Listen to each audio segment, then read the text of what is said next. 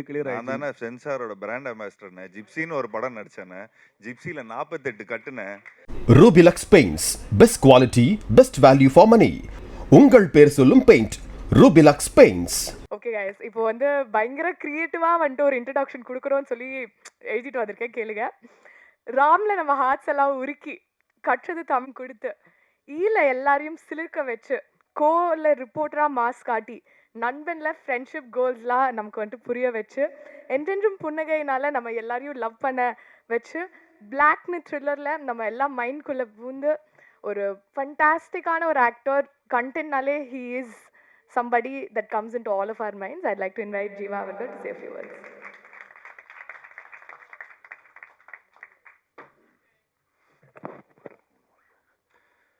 இந்த விழாக்கு வந்திருக்கும் அனைவருக்கும் என்னோட நன்றி கலந்த வணக்கத்தை தெரிவிச்சுக்கிறேன். ட்ரிபிள் டி வந்து ஒரு உண்மையான ஒரு மேஜிக் தான் சொல்லலாம். ஏப்ரலில் வந்து இந்த விடிவி சார் வந்து வீட்டுக்கு வந்திருந்தார். வீட்டுக்கு வந்தோடனே இந்த மாதிரி ஒரு நல்ல அவர் ஸ்டைலில் சொல்ல போனால் ஒரு நல்ல கதை இருக்குது, அது நீ கேளு அப்படிங்கிற மாதிரி அவர் சொன்னார். மலையாளத்துலேருந்து ஃபேல மீன் ஒரு டைரக்டர் பண்ணியிருக்காரு அப்படின்னு சொல்லி காலையிலே வந்துட்டார். வந்த உடனே சரி, எனக்கு அந்த படம் ஏற்கனவே பார்த்துருந்தேன். ஏற்கனவே அந்த படத்தையே எனக்கு வந்து திரும்ப ரீமேக் பண்ணணும்னு சொல்லி ஏற்கனவே அந்த ப்ரொடியூசரை வந்து காண்டாக்ட் பண்ணியிருந்தோம். பட் அது ஏதோ ஒரு வேலை கருதினால அப்படியே எங்களால் அப்படியே தட்டி போயிடுச்சு. அதுக்கப்புறம் திரும்ப டேரக்டர் லைனில் வந்தார். அதுக்கப்புறம் அந்த படத்தோட மியூசிக் டைரக்டர் விஷ்ணு விஜய், அவரையும் நான் காண்டாக்ட் பண்ணேன். ஏன்னா அந்த படத்தோட அந்த படத்தில் வந்த மியூசிக்கு, பேக்ரவுண்ட் ஸ்கோர் எல்லாமே அவ்வளோ நல்லா இருந்தது. நீங்கள் தமிழ் படத்துக்கு பண்ணணும் அப்படின்னு சொல்லி மெசேஜ்லாம் அனுப்பிச்சிருந்தேன். பட் ரெஸ்பான்ஸே வரல. பட் திரும்பவும் அதுக்கப்புறம் விடிவி மூலமாக தான் இந்த ப்ராஜெக்ட் வந்து அமைஞ்சது. அமைஞ்ச உடனே அன்றைக்கி காலையில் வந்தார். அப்படியே ஆஃப்டர்நூனே வந்து சரி எல்லோரும் சேர்ந்து ஒரு விருந்து மாதிரி வச்சிடலாம். அப்படியே விருந்து சாப்பிட்ட உடனே சும்மா ஒரு லைன் மாதிரி தான் சொன்னார். இந்த மாதிரி ஒரு 2 வீட்டுக்குள்ளே ஒரு 2 நெய்பர்ஸ்குள்ளே ஒரு பிரச்சனை இருக்கும். ஒரு நடுவனாக இருந்து நீங்கள் எப்படி அதை வந்து சால்வ் பண்ணுறீங்க அப்படிங்கிற மாதிரி தான் இருந்தது.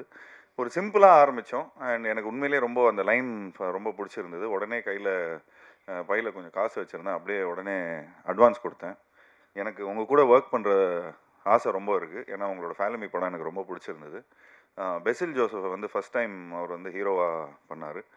அண்ட் அதுக்கப்புறம் பார்த்துட்டிங்கன்னா பெசில் ஜோசஃபோட கேரியரே எங்கேயோ போயிடுச்சு ஆஸ் அன் ஆக்டர். ஸோ எனக்கு இந்த டைரக்டரோட இந்த டீமோடய எனக்கு ஒர்க் பண்ணணுன்னு ரொம்ப ஆசையாக இருந்தது.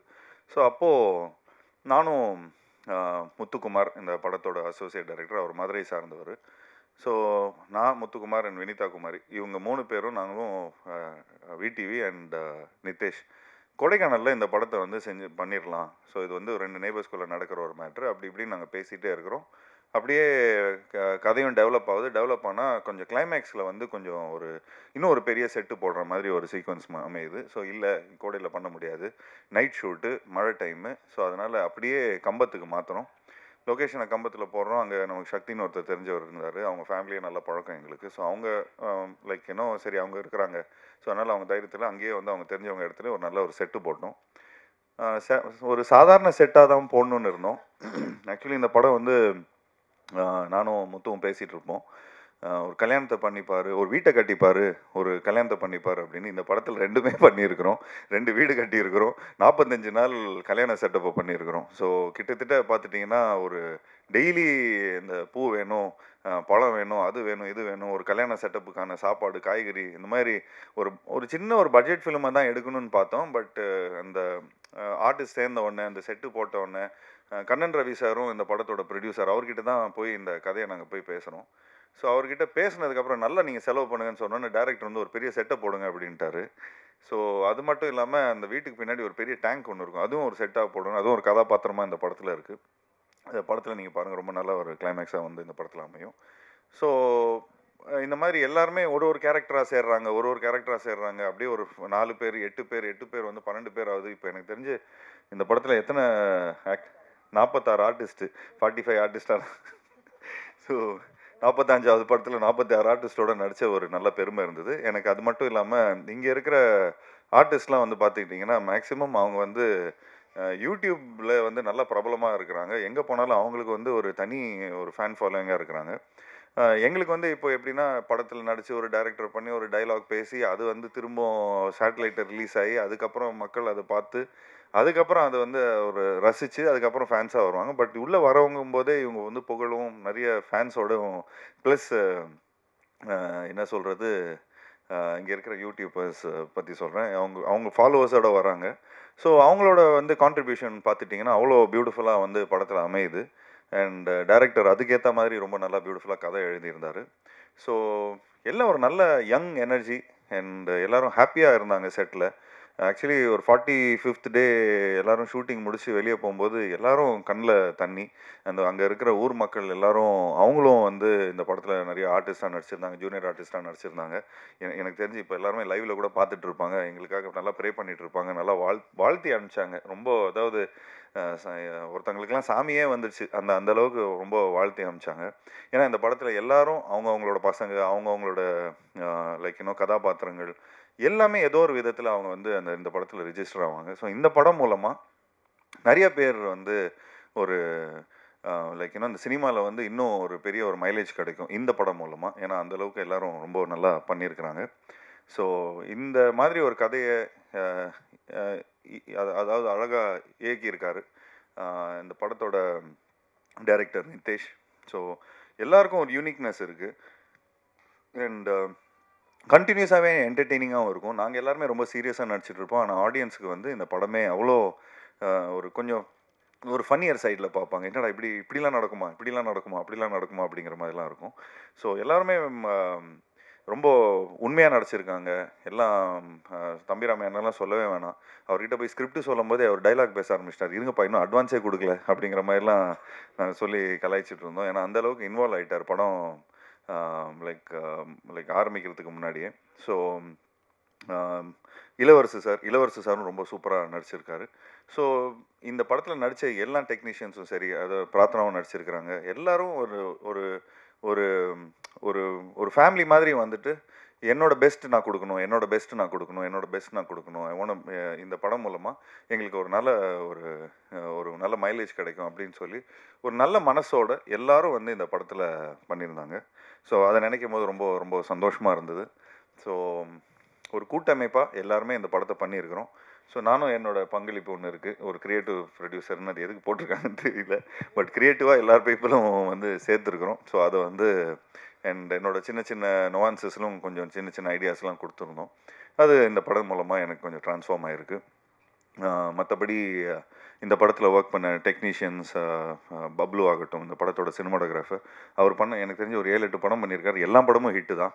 அண்ட் இந்த படத்தோட மியூசிக் டைரக்டர் அவரு ஆழப்புழா ஜிம்கானா, பிரேமலு இந்த மாதிரி இங்க இருக்கிற யூத்துக்குலாம், ஜென்ஸீஸ்க்குலாம் ரொம்ப புடிச்ச ஒரு மியூசிக் டைரக்டரா இருக்காரு. அண்ட் அவரோட பேக்ரவுண்ட் ஸ்கோர், அவரோட பாடல்கள் இந்த படத்துல ரொம்ப ஒரு முக்கியமான ஒரு கதாபாத்திரமா ப்ளே பண்ணியிருக்கு. அண்ட் இந்த படத்தோட எடிட்டர் அர்ஜுன் அண்ட் இந்த படத்தோட ஆர்ட் டைரக்டர் எல்லாருமே ஒரு பியூட்டிஃபுல்லா பண்ணியிருக்கிறாங்க. ஸோ ஒரு நல்ல ஒரு புதுமையான ஒரு முயற்சி, ஒரு புது ட்ரீட்மெண்ட், ஒரு புது நெரேட்டிவ். இந்த நெரேட்டிவ் வந்து தமிழ் மக்களுக்கு ரொம்ப பிடிக்கும்னு நான் நம்புறேன். தமிழ் மட்டும் மக்கள் மட்டும் இல்ல, அதாவது நம்ம பக்கத்து ஸ்டேட்டு இந்த ஆல் ஓவர் இந்தியாவுக்கும் பிடிக்கும்னு நெனைக்கிறேன். ஸோ அ ஒரு சின்சியரான எஃபோர்ட் குடுத்துருக்குறோம் எல்லாருமே. ஸோ இந்த சின்சியரான எஃபோர்ட்டுக்கு வந்து நீங்க எல்லாருமே சப்போர்ட் பண்ணணும். அண்ட் ஆப்வியஸ்லி நாங்க ஜான் 30th வரதா இருந்தது.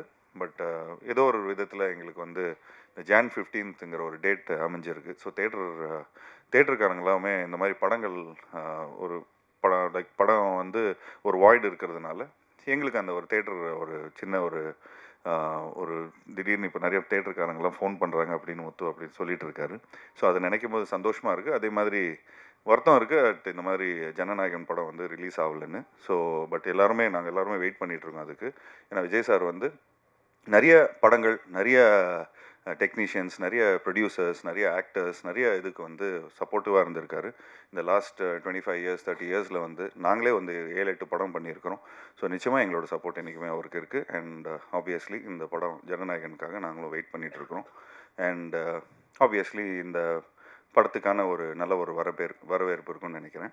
And last but not the least இந்த படத்தோட ப்ரொடியூசரை பற்றி சொல்லி ஆகணும். நானும் முத்துவும் இந்த படத்தோட அசோசியேட் ப்ரொடியூசர் வந்து முத்து. நானும் அவரும் போய் கண்ணன் ரவி சாரை போய் பார்த்து ஒரு ஃபங்க்ஷனுக்காக போயிருந்தோம். அப்போ தற்சமயம் எல்லாம் வந்து எனக்கு நிறைய படம் எடுக்கணும் அப்படிங்கிற மாதிரி சொன்னார். நான் சொன்னேன், இப்போ ஒரு காம்பேக்டான ஒரு படம் இருக்குது சார், இந்த மாதிரி ஒன்று பண்ணுறீங்களா அப்படிங்கிற மாதிரி தான் நான் கேட்டோம். சும்மா ஃபஸ்ட்டு நீங்கள் டெஸ்ட் கிரவுண்ட், அதாவது நீங்கள் சினிமாவுக்கு வரத்துக்கு முன்னாடி ஒரு காம்பேக்டான ஒரு ஃபிலிம் எடுங்க, ஒரு நல்ல ஒரு யங் டீம் ஒன்று ரெடியாக இருக்குது, ஸோ இந்த படத்தை நீங்கள் பண்ணுங்கள் அப்படிங்கிற மாதிரி நாங்கள் ப்ரப்போஸ் பண்ணியிருந்தோம். அவர் அவ்வளோ சப்போர்ட்டிவாக, நல்லா நீங்கள் எவ்வளோ வேணாலும் நல்லா செலவு பண்ணுங்கள், நல்ல பப்ளிசிட்டி பண்ணுங்கள், என்னோட லைக் நான் இன்னும் நிறைய ஒரு 10 படம் எடுக்கலான்னு இருக்கிறேன். ஸோ இப்போது சொல்லிக்கிட்டே இருந்தார், அதுக்குள்ளே ஒரு 10-12 படம் அனௌன்ஸ் பண்ணிட்டாரு. நிறைய படங்கள் அவர் பண்ணிகிட்ருக்காரு. ஸோ அவருக்கும் சரி, அவரோட சன் தீபக் ரவி அவர்களுக்கும் சரி, ஒவ்வொரு வாட்டியும் நாங்கள் துபாய் போனீங்கன்னா, நீங்களும் துபாய்லாம் போனீங்கன்னா அவ்வளோ பயங்கரமாக அவர் ஹாஸ்பிட்டாலிட்டி கொடுப்பாரு. நிறைய பேர் அனுபவிச்சிருப்பாங்க அந்த ஹாஸ்பிட்டாலிட்டியை. அவரோட ஹோட்டல் பாராக்லேருந்து, நம்ம தங்குற ஹோட்டல்லேருந்து எல்லாமே பார்த்துட்டிங்கன்னா, ஒரு ஊர்லேருந்து நம்ம ஏதோ ஃபாரினுக்கெலாம் போய் வேலை பார்த்தோன்னே சொந்தக்காரங்களாம் வந்தால் எப்படி சந்தோஷமாக வரவேற்பாங்க, வாங்க இப்படி சாப்பிடுங்க, அதை சாப்பிடுங்க, இதை சாப்பிடுங்க. ஸோ அந்த மாதிரி கண்ணன் ரவி சார் வந்து இந்த சொந்தக்காரங்களை எப்படி வந்து வரவேற்கிறாங்களோ, இந்தியாவிலேருந்து யாரெல்லாம் வராங்களோ அந்தளவுக்கு ஒரு பியூட்டிஃபுல்லாக வந்து அவர் பார்த்துப்பார். அது மட்டும் இல்லாமல், நான் எந்த ஃபங்க்ஷன் போயிருந்தேன்னா, எங்கள் அப்பாவுக்கு வந்து ஒரு சூப்பர் குட் ஃபிலிம்ஸ் வந்து இவ்வளோ வருஷமாக படங்கள் பண்ணிகிட்ருக்காங்க. ஸோ ஒரு லைஃப் டைம் அச்சீவ்மெண்ட் அவார்டு வந்து துபாய் தமிழ் சங்கம் மூலமாக கொடுத்தாங்க. ஸோ அப்படி தான் எங்களுக்கு வந்து ஒரு இன்ட்ரொடக்ஷன் வந்தது. ஸோ அந்த தமிழ் சங்கத்தில் அவர் ஒரு மெயின் ஸ்பான்சராக இருந்தார். அவர் அவ்வளோ சினிமா மேலே லவ் இருக்குது, எங்கள் அப்பா மேலே இருக்கிற ரொம்ப ஒரு மரியாதை வச்சு எங்களோட ஃபேமிலிக்குள்ளே அவரும் இந்த சினிமா ஃபேமிலிக்குள்ளே வந்து ஒரு அசோசியேஷனில் வந்திருக்காரு. ஸோ அவர் எங்களை நம்பி அவர் வந்திருக்காரு. ஸோ எந்த விதத்துலையுமே கரெக்டாக நாங்கள் ஓவர் செலவு பண்ணாமல், எந்த ஒரு தமிழ் சினிமாவுக்கு ஒரு ப்ரொடியூசர் உள்ளே வராங்கன்னா அவரை வந்து எந்த விதத்துலேயும் நம்ம வந்து என்ன செலவு பண்ணோமோ அந்த செலவை வந்து அவ்வளோ பர்ஃபெக்டாக பண்ணி கொடுத்துருக்கோம், சிக்கனமாக இருந்திருக்கிறோம். அண்ட் அதே மாதிரி என்ன படத்தில் நீங்கள் தெரியுதோ அதுக்கான செலவு மட்டும்தான் இருக்கும். மற்ற வெட்டி செலவு எதுவுமே நாங்கள் எதுவும் பண்ணலை. ஏன்னா அவ்வளோ ப்ரிசைஸ்டாக இருந்தோம். அவ்வளோ டீமும் சரி, இங்கே இருக்கிற எல்லா டெக்னீஷியன்ஸும் சரி, எல்லாருமே அவ்வளோ ஒத்துழைப்பிச்சாங்க. ஸோ உண்மையிலே ஒரு சூப்பர் டீம். அண்ட் ஜாக்கி மாஸ்டரை பற்றியும் சொல்லி ஆகணும். இந்த படத்தில் வந்து அவர் ஏதோ நர்வஸில் சொல்லிட்டாரு, இங்கே எல்லாம் ஒரு காமெடி ஃபைட் அப்படின்னு. ஆக்சுவலி நாங்கள் எடுக்கும்போது எல்லாருமே ஜாலியாக இருந்தோம், அதனால் காமெடியாக இருந்தது. பட் எடிட்டில் நெரேட்டிவாக நீங்கள் பார்த்தீங்கன்னா டைரக்டர் அவ்வளோ பயங்கரமாக பண்ணியிருக்காரு. அண்ட் லாஸ்ட் கிளைமேக்ஸ்லாம் வந்து உண்மையிலே ஒரு பெரிய பேர் கிடைக்கும் ஜாக்கி உங்களுக்கு, இந்த படத்தில் நடிச்சிருக்கிற எல்லாம். ஏன்னா அவ்வளோ உழைப்பு. நீங்கள் வீடியோஸ்லாம் இன்னும் கொஞ்ச நாள் பிடிஎஸ்லாம் வெளியே வரும் இந்த படம் ரிலீஸ் ஆனதுக்கப்புறம். ஸோ அவரோட உழைப்புலாம் உங்களுக்கு நல்லாவே தெரியும். அண்ட் எல்லா ஆர்டிஸ்ட்டும் நடிச்சிருக்கிறாங்க. அங்கே இன்னும் 2 ஆர்டிஸ்ட் இருக்கிறாங்க பாருங்கள், அவங்களையும் கொஞ்சம் வாங்க தெளிவா, வாங்க மேலே வாங்க தெளிவா, நீங்களும் மேலே வாங்க, சேர் போடுங்கப்பா, அப்படியே உட்காருங்க, சேர் எடுத்துங்க அப்படியே. ஸோ எல்லாருமே உண்மையாக உழைச்சிருக்காங்க இந்த படத்தில். எல்லாருக்கும் சந்தோஷமாக மனசார வந்து எல்லோரும் வாழ்த்தி இந்த படத்தை பண்ணியிருக்கிறாங்க. ஸோ எப்படி இருந்தாலும் நமக்கு வந்து ஒரு ஹாப்பினஸ் என்றைக்குமே இருக்கும். ஒரு படத்தை முடித்து நான் வந்து என்ன தான் நம்ம சம்பளத்துக்கு வேலை செஞ்சாலும் சரி ஓகேப்பா ஏதோ சம்பளம் வாங்கணும் போனோம் அப்படிங்கிற மாதிரி இல்லாமல் எல்லாருமே உண்மையாக ஹாப்பியாக எல்லாருக்கும் பிடிச்ச மாதிரி எல்லோரும் இந்த படத்தில் ஒர்க் பண்ணியிருக்காங்க. ஸோ அவங்களோட ப்ரேயர்ஸ், அவங்களோட உழைப்பு, அவங்களோட எனர்ஜி எல்லாமே இந்த படத்தில் இருக்குது. ஸோ நிச்சயமாக இந்த படம் வந்து நாங்கள் கொஞ்சம் ஒரு அண்டர்பிளேடாக தான் வரணும்னு பார்த்தோம். பட் ஒரு நல்ல பொங்கல் ரிலீஸில் வந்திருக்கு. ஸோ அந்த பொங்கல் ரிலீஸ் வந்து மக்கள் உண்மையிலேயே அவங்களுக்கு வந்து ஒரு நல்ல ஒரு ஃபேமிலி ஃபிலிமாக இருக்கும், எல்லாருக்கும் பிடிச்ச மாதிரி ஒரு படமாக இருக்கும். எல்லா ஒரு ஃபெஸ்டிவல் ஃபிலிமுக்கான எல்லா எசன்ஸும் இந்த படத்தில் இருக்குது. சிரிப்பும் இருக்குது, ஒரு நல்ல சாங்ஸ் இருக்குது, நல்ல என்டர்டெயின்மெண்ட் இருக்குது, நல்ல காமெடி இருக்குது, எல்லோரும் நல்லா நடிச்சிருக்கிறாங்க. அண்ட் எடிட் நல்லா பண்ணியிருக்கிறோம், மியூசிக் நல்லா வந்திருக்கு. ஸோ ஒரு ஃபுல்ஃபில்டாக ஒரு நல்ல படமாக அமைஞ்சிருக்கு. ஸோ இந்த படத்தில் ஒர்க் பண்ண டெக்னீஷியன்ஸ், ஆக்டர்ஸ் அண்ட் மற்றபடி இந்த படத்தோட டைரக்டர், இந்த படத்தோட சினிமாட்டோகிராஃபர், அந்த டைரக்டரோட assistants and associate director Libin. Thanks Libin, thank you so much for all the support. வாங்க லிபின். லிபின் ஆக்சுவலி விஜய் வரணும், விஜய் வரலையா, ஷூட்டில் இருக்காங்க எல்லாரும். இப்போது எங்கள் படம் வந்ததுக்கப்புறம் எல்லாருமே பயங்கர பிஸி ஆகிட்டாங்க. ஸோ லிபின் வந்து அவரும் வந்து வளர்ந்து வரும் நெக்ஸ்ட்டு டைரக்டர் தான். ஸோ அவரு கூடயும் கூடிய சீக்கிரம் ஒரு நல்ல படம் பண்ணுவோம். ஸோ அதுக்கு வந்து முத்து சாரை நல்லா பிடிச்சி வச்சுங்க. சூப்பராக போய் அவர் துபாயில் வேறு ஒரு கதை வச்சுருக்காருன்னு சொன்னார். அங்கேயே போய் எடுத்துருவோம், ஸ்ட்ரைட்டாக ப்ரொடியூசரோட வாசலில் எடுத்துருவோம். So thanks Libin, thank you so much for the support. இவரும் ஒன் ஆஃப் த ஒரு பேக் போனாக இருந்து இந்த படத்துக்கு வந்து எல்லாரையும் சமாளிச்சிருக்காரு. அண்ட் நல்ல வால்பாறையிலேருந்து Valparai native. So Tamil cinema மேலே இருக்கிற அன்பில் இங்கே ஃபுல்லாக வந்திருக்காரு. Thanks Libin, thank you so much. Thanks a lot. நிதேஷ்க்கும் தேங்க்ஸ், பப்ளுக்கு தேங்க்ஸ், அர்ஜுனுக்கு தேங்க்ஸ், எல்லாருக்கும் தேங்க்ஸ். அண்ட் ஸ்பெஷலி என்னோட டீமுக்கு தேங்க்ஸ் டு என்னோட மேக்கப் ஆர்டிஸ்ட் சண்முகண்ணா, தேங்க்ஸ் டு சுப்பராவண்ணா, my costumer, and also my assistants Kumar, Rafi, Sarath, எல்லாருக்குமே என்னோட வாழ்த்துக்களை தெரிவிச்சுக்கிறேன். And last but not least my team like Muthukumar and Vinitha. So thank you guys, thanks for all taking all the tantrums. நான் வந்து கொஞ்சம் கணக்கெலாம் கொஞ்சம் நிறைய பார்த்தோம். ஸோ அதில் கணக்கெலாம் பார்க்கும்போது கொஞ்சம் நிறைய டென்ஷன் ஆவேன், நிறைய இதெல்லாம் பண்ணுவேன். பட் அது முத்து அவ்வளோ பியூட்டிஃபுல்லாக ஹேண்டில் பண்ணியிருந்தார். டென்ஷன் ஆகாத அளவுக்கு நம்மளை வச்சுக்கிட்டாரு. ஏன்னா அந்தளவுக்கு எல்லாரையும் ஜிகர் தண்டா வாங்கி கொடுக்கறதுலேருந்து, வம்சவல்லி பிரியாணி வாங்கி கொடுக்கறதுலேருந்து, பீடா வாங்கி கொடுக்கறதுலேருந்து எல்லாரையும் கவர்ந்துட்டார். ஸோ எல்லோரும் நல்லா உண்மையாக வாழ்த்தியிருக்காங்க இந்த படத்துக்கு. ஸோ இந்த படம் எனக்கு நிறைய வெற்றி படம் வந்திருக்கு. ஸோ அதில் அந்த வரிசையில் இந்த படமும் அமையும்னு நினைக்கிறேன். So thank you so much, thanks a lot, thank you guys, please support the film. Thank you.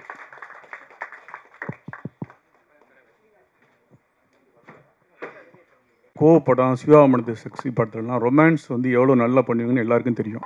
இந்த படத்தில் ஹீரோயினே கிடையாதாமே. இதெல்லாம் ஒரு 70 வயசு 80 வயசில் பண்ணக்கூடிய கேரக்டராச்சே, எப்படி இதில் பண்ணீங்க? அது நீங்களே நான் கிளைமேக்ஸில் ஒரு ட்விஸ்ட் வச்சுருக்கிறேன்னு. அது வந்து ஆக்சுவலி படம் வந்து நெரேட்டிவே என்னோடய வீட்டிலேருந்து தான் ஆரம்பிக்கும். ஸோ அதுலேருந்து அப்படியே கிளைமேக்ஸில் வந்து பார்த்துட்டிங்கன்னா ஒரு சர்ப்ரைஸ் ஒன்று இருக்குது. ஸோ கட்ட பிரம்மச்சாரிகள் மாதிரிலாம் நடிக்கலண்ணா, 70 வயசு மாதிரிலாம் நடிக்கலண்ணா. எனக்கும் நாங்களும் வந்து ஒரு 90s கிட் மாதிரி கல்யாணமே ஆகாமல் கஷ்டப்படுற மாதிரி தான் இந்த படத்தில் நடிச்சிருக்கிறோம். அதில் படத்தில் கூட கேட்போம், என்னப்பா அவனுக்கு கல்யாணம்லாம் பண்ணலையா அப்படி. இது ஆக்சுவலி எதுக்கு அந்த பண்ணியிருக்காருன்னா, பார்ட் 2 மாதிரி ஏதாவது எடுக்கிற மாதிரி இருந்துச்சுன்னா அங்கேருந்து வேறு மாதிரி கண்டினியூ ஆகிற மாதிரி இருக்குன்னு நினைக்கிறேன். ஜீவா சார், படத்தில் ஒரு டைலாக் வருது. ஒரு மாதத்துக்கு முன்னாடி அது வந்து ஒரு ட்ரெண்டிங் ட்ரோல் பண்ணியிருந்தாங்க.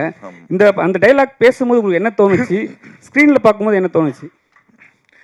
ஆக்சுவலி பேசும்போது கொஞ்சம் தெரியாமல் தான் பேசிட்டேன். அதுக்கப்புறம் ஸ்க்ரீனில் வந்தோடனே நிறைய பேர் ஃபோன் பண்ணி கேட்க, என்ன சார் இப்படி பேசிட்டீங்கன்னு நிறைய பேர் கேட்டாங்க. நான் சொன்னேன், படத்தில் சுச்சுவேஷன் அந்த மாதிரி அமைஞ்சிருக்குங்க. ஸோ அந்த மாதிரி அந்த கரெக்டான அமைஞ்சிடுச்சு. அது வரும்போது எனக்கு கொஞ்சம் நல்லா தேட்டரில் வந்து அது கொஞ்சம் என்டர்டெய்னிங்காக இருக்கும். ஒருவேளை அந்த டைலாக்கை எடுக்க சொன்னால் இந்த குழு எடுப்பாங்களா, இல்லை வந்து அப்ரோச் பண்ணுவீங்களா? நான் சென்சாரே கிடச்சிடுச்சுண்ணே நமக்கு. இல்லைண்ணே, சென்சார் கிடச்சது ஓகே. இப்போ என்ன தெரியுங்களா? இல்லை எடுக்க சொல்ல மாட்டேன் நான். எல்லாத்தையும் இப்போ எல்லாரும் பார்த்துட்டாங்க படத்தை. வேண்டியப்பட்ட ஆள் பார்த்துட்டாங்க படத்தை. ஜீவண்ணே, இவரு எசுக்கு பசுக்கா கேட்பாருப்பா இவரு. இல்ல அது தம்பிராமையா சார் கிட்ட தான் கேட்கணும். என்னங்கண்ணே? இல்ல ஃபர்ஸ்ட் நான் உங்களுக்கு ஒரு வாழ்த்து சொல்லிடுறேன். சொல்லுங்க. ஏன்னா ஒரு ஹீரோ வந்து சக நடிகர் கீழே துணை நடிகரில் பார்த்தா கூட ஓகே அப்படின்னு இருப்பாங்க. ஆனால் அவங்களையும் மேடை ஏற்றி நீங்கள் அழகு பார்த்ததுக்கு ரொம்ப சந்தோஷமாக இருந்தது. இது நாங்கள் வந்து கிரிக்கெட் பிளேயர்ஸுங்க. ஸோ அதனால் ஒரு 11 பேரோடு, இதில் 16 பேரோட தான் போவோம்.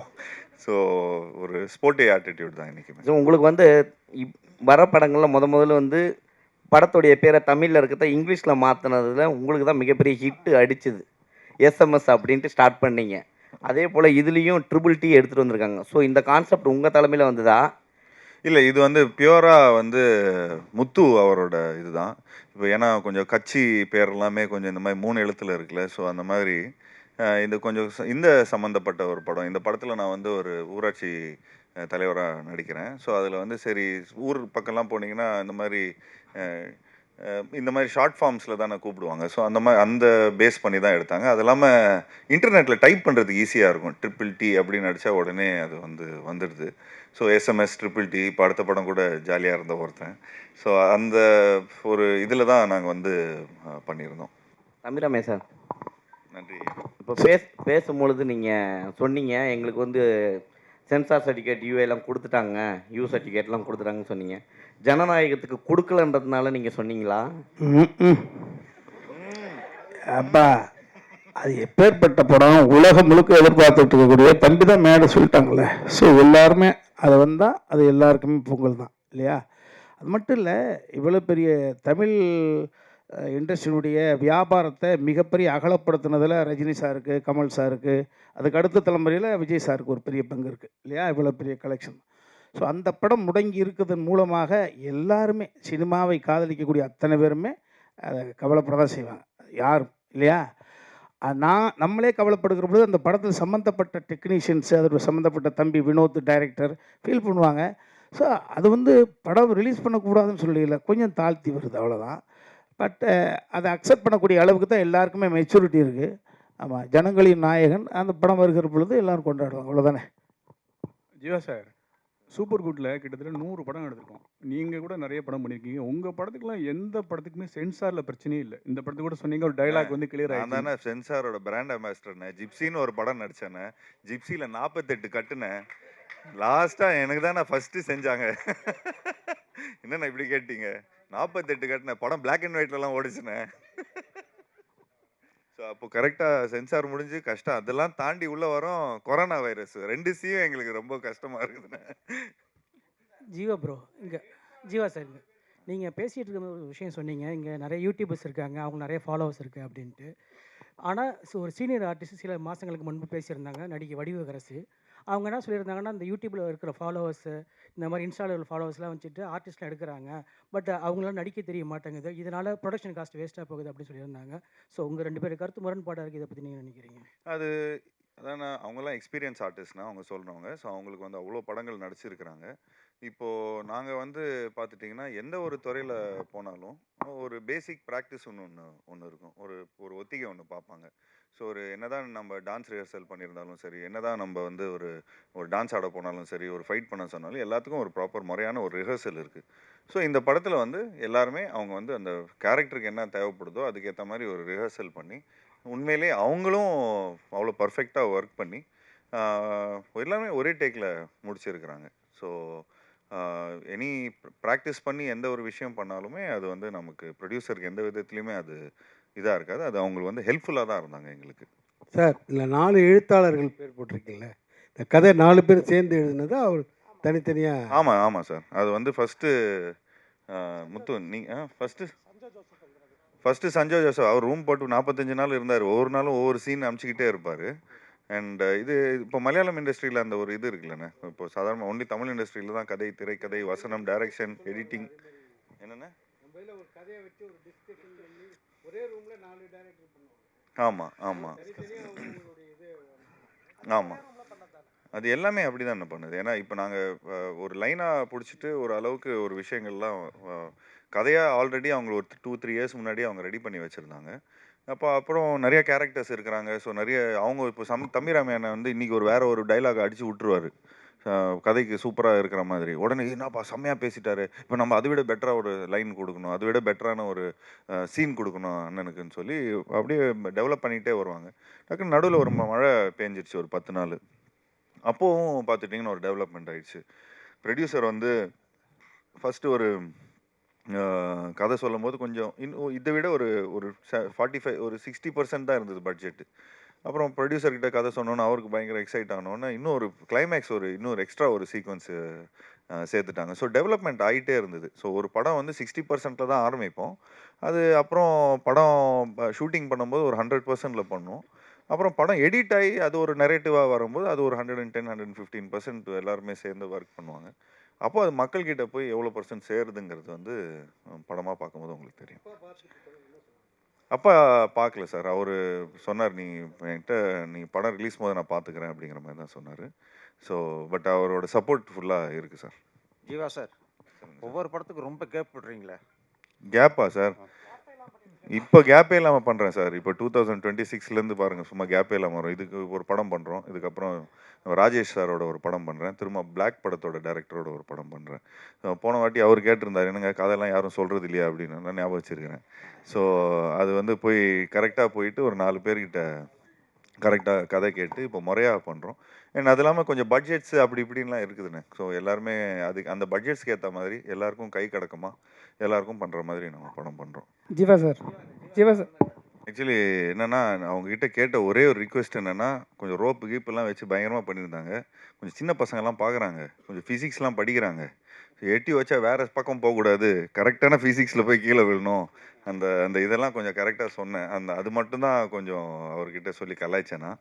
ஏன்னா, ஒரு ஒரு ஷாட் ஒண்ணு பார்த்தேன். ஒண்ணு அடிச்சா சும்மா கீழ தான் போய் விழணும். ஆனா, அவன் கூரைக்கு மேல போய் விழுறாரு. நான் சொன்னேன், "அண்ணே இங்க இது கொஞ்சம் இதெல்லாம் கொஞ்சம் ஓவரா இருக்கும். பசங்க கலாய்ச்சிருவானுங்க." பசங்க கலாய்க்கிறத விட அது வேலை இல்லாம மீம் வேற போட்டு, அது வேற வந்து பயங்கரமா கன்டென்ட் வச்சு சம்பாதிக்கிறானுங்க. ஸோ அதனால அதனால கொஞ்சம் பார்த்து கொஞ்சம் ஃபிசிக்ஸ்லாம் என் பையனே கலாய்ப்பான். "What is this daddy? What is this? இதை ஃபிசிக்ஸே தெரியாது ஃபெயிலா நீ?" அப்படின்லாம் கேட்பான் என் பையன். ஸோ அதனால அந்த மாதிரி கொஞ்சம் எதுவும் சம்பவம் பண்ணிடாதீங்க. ஸோ பட் அதுக்கப்புறம் பர்ஃபெக்டாக தான் இருந்தது. நீங்கள் டைரக்டரும் விட மாட்டார் அவர். ஜீவா சார், எலெக்ஷன் வரப்போகுது. எலெக்ஷனோட டைட்டில் வேறு. நீங்கள் வேறு விஜய் சார் அண்ணன் அண்ணன்வீங்க. தம்பி தலைமையில் ஏதாவது ஐடியா இருக்கா? ஏதாவது பிளான் பண்ணி வச்சிங்களா? நீங்கள் அடுத்த டீசர் பாருங்கள், அதுக்கு பதில் வச்சிருக்கிறேன் நான் அதுக்கு. ஏன்னா அவர் கூட படம் பண்ண போகிறேன்ட்டு சொல்லிட்டு அப்பா சொல்லியிருந்தாங்க. ஸோ அதுக்காக தான். ஆமாம், அவர் நடிக்க வந்தால் நிச்சயமாக நாங்கள் ரெடியாக இருப்போம். But let's see what happens. Jivaji, this is purely as a producer உங்ககிட்ட. We know you, உங்கள் அப்பா வந்து he is an exceptional producer. அதாவது ரொம்ப சக்ஸஸ்ஃபுல்லாக வந்து ஒரு பிராண்ட் எஸ்டாப்ளிஷ் பண்ணி அதை வந்து அதன் மூலமாக பல குவாலிட்டி ஃபிலிம்ஸ் கொடுத்துருக்காங்க. இப்போ ரீசெண்ட் டைம்ஸில் the complaint that we are hearing is that small films are finding it increasingly difficult அப்படிங்கிறாங்க. ஏன்னா அந்த OTTs have stopped lending a helping hand அப்படிங்கிறது. You understand the problem that I'm referring to. அப்படி இருக்கும்பொழுது நீங்கள் இந்த படத்துக்கு ப்ரொடியூசராகவும் வேலை பார்த்துருக்கீங்கன்னும் பொழுது what is your take on the issue? Do you think the environment is conducive for small films or certain things need to be addressed? If so, what are they? I think the first best thing what we have to understand to make small films or big films is like we have to learn from Malayalam industry, because as a team they all come. எல்லாருமே டீமாக வந்து இப்போ for example இங்கே இருக்கிற ஒரு மலையாள இண்டஸ்ட்ரியிலேருந்து வராங்கன்னா ஒரு ஆக்டராகவும் இருக்கிறாங்க, ஒரு சினிமாட்டோகிராஃபரும் இருக்கிறாங்க, எடிட்டராகவும் இருக்கிறாங்க, ரைட்டராகவும் இருக்கிறாங்க, டைரக்டராகவும் இருக்கிறாங்க. ஸோ ஃபார் எக்ஸாம்பிள் மஞ்சுமெல் பாய்ஸில் நடித்தவங்க எல்லாருமே பார்த்தீங்கன்னா டைரக்டர் ஒரு எடிட்டர் ஒரு ரைட்டர். ஸோ ஐ ஃபீல் இன்னும் இந்த மாதிரி கூட்டமைப்பில் எல்லாருமே கொஞ்சம் கான்ட்ரிபியூட் பண்ணால், இப்போ நான் ஒன்லி ஆக்டிங் தான் பண்ணுவேன், I don't want to two anything else அப்படிங்கிற மாதிரி இருந்தால் இதாகிடும். பிகாஸ் இன்றைக்கி வந்து you need multiple skill set to be in film industry. Because கர்நாடகாவில் கூட நம்ம சூ ஃபேமிலி, அப்புறம் அந்த ரிஷப் ஷெட்டி, அவங்க எல்லாருமே பார்த்துட்டிங்கன்னா தொடர்ந்து ஒரு கூட்டமைப்பில் ஓகே நீ இந்த ஜானரில் பண்ணுறியா, நான் இந்த ஜானரில் பண்ணுறேன். I feel we have to form a community then forming there. எனக்கு தெரிஞ்சு எல்லாருமே ஒரு பெரிய ஷிப்பில் போனால் நல்லா இருக்கும்னு தோணுது. ஆனால் ஐ ஃபீல் வென் யூ இந்த மாதிரி பட்ஜெட்ஸ் இந்த மாதிரி ப்ராப்ளம்ஸ் வருதுன்னா அது எதுக்கான ப்ராப்ளம் வந்து அந்த ஷிப்பில் இருக்கிற பொருள், அதாவது அந்த ஷிப்பில் இருக்கிற ஸ்க்ராப்பை உடச்சி சின்ன சின்ன போட்ஸில் போகணுன்னு பார்க்குறாங்க. So I feel when you go as a big team, so அதனால தான் இந்த இந்த ஒரு பெரிய டீமோடு நம்ம போகும்போது ஸோ வி ஃபீல் எல்லாரோட கோஆப்ரேஷன் இருந்தால் ஒரு என்ன படமாக இருந்தாலும் சரி 45 டேஸ்க்கு மேலே ஒரு படம் எடுத்தால் அது ஏதோ ஒரு விதத்தில் ஒரு லாஸ் வரும். நீங்கள் பெரிய பட்ஜெட் படம் ஒரு 100 கோடி ரூபாய் படம் நீங்கள் எடுக்கிறீங்கன்னா கூட அது 45 டேஸ்க்குள்ளே எடுத்துருங்க. நீங்கள் ஒரு 4 கோடி ரூபாய் படம் எடுத்தால் கூட அது 45 டேஸ்க்குள்ளே எடுத்துருங்க. ஏன்னா ஒரு 45 டேஸ்க்கு மேலே போனால் அந்த வட்டி தாங்காது. Because I come from a production family, from a finances point of வியூவில் பார்த்துட்டிங்கன்னா you are paying interest for no reason.